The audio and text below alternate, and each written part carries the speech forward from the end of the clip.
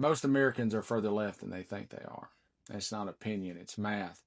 On the things that actually shape our lives, wages, healthcare, education, corporate power, the so called middle agrees with the left more than the right by a landslide. You'd never know it from watching the news or listening to Congress because the people who set the political stage have spent decades convincing voters that the middle lives somewhere between a hedge fund's quarterly report and a culture war sermon. The middle they sell you is a scam. It's a mirage on the horizon painted in red, white, and blue by the same hands that close your factories, raise your rent, and told you to blame your neighbor. And for decades, the right wing, call it conservative, Republican, or MAGA, has stopped even pretending to legislate for the public. They legislate for donors, for think tank cronies, for talk radio outrage addicts. They take the values people actually live by, like hard work and fairness and community, and they gut them. They leave the skin intact so they can stuff it full of tax cuts for billionaires and subsidies for corporations.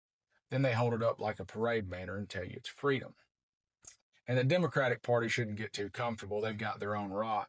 They run on promises they never deliver. They slow walk reforms into oblivion. They keep one hand on the working class and the other in the pocket of the same corporate donors as the Republicans. They'll tell you they're the firewall against extremism while quietly letting the same old corporate agenda slip through the cracks. And meanwhile, the economy is splitting open beneath the polish of a press release.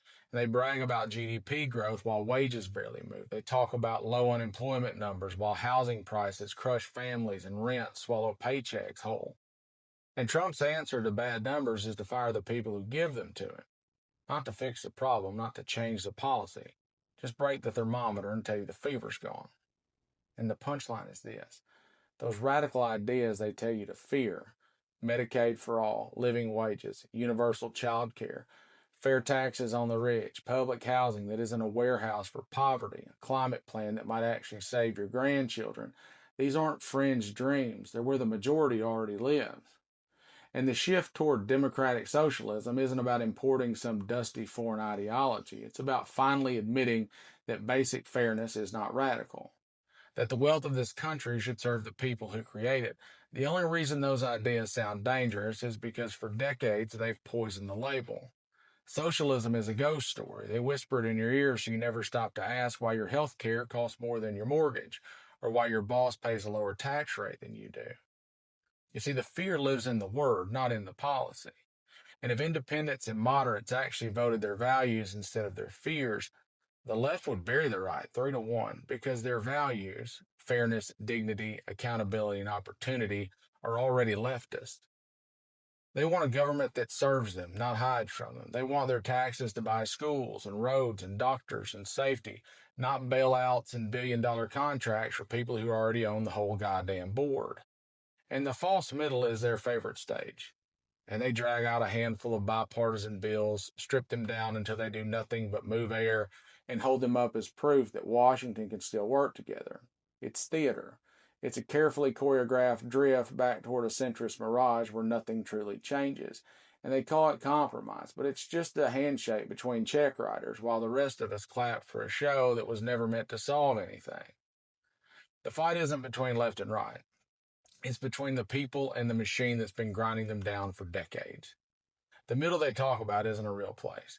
It's a holding pen bit out of fear and false choices. And once you strip away that propaganda and the polling and the donor-bought talking points, you start to see the truth. And here it is. You've been standing in the real middle your whole life. You've been told to fear your own instincts. You've been told to settle for scraps while the table groans under the weight of someone else's feast. And they tell you what you want is too radical. It's too expensive. It's too impossible. But the only thing that's too expensive is letting the system keep bleeding you dry. The middle is not theirs to define. It belongs to the people who work and who build and who teach, who grow, who heal, who keep this country alive in spite of its leadership.